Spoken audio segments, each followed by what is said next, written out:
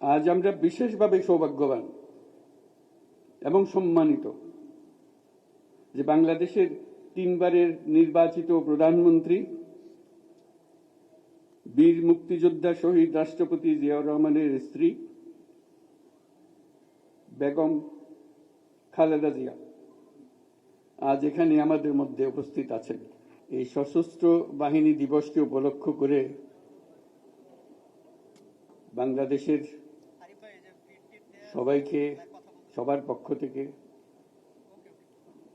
যে বাংলাদেশের নক্ষত্র সমূহকে একযোগে এই মহাসম্মেলনীতে আনতে পেরেছেন সেটা দেখে অবাক লাগছে। আজকে অত্যন্ত আনন্দবোধ করছি আপনাদের সবাইকে দেখে।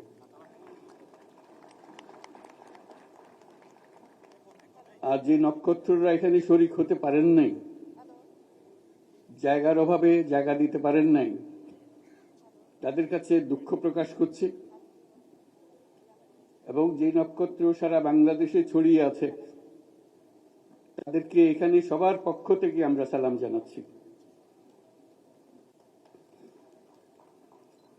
আজ আমরা বিশেষভাবে সৌভাগ্যবান এবং সম্মানিত যে বাংলাদেশের তিনবারের নির্বাচিত প্রধানমন্ত্রী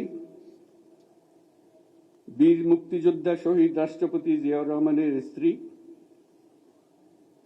বেগম খালেদা জিয়া আজ এখানে আমাদের মধ্যে উপস্থিত আছেন।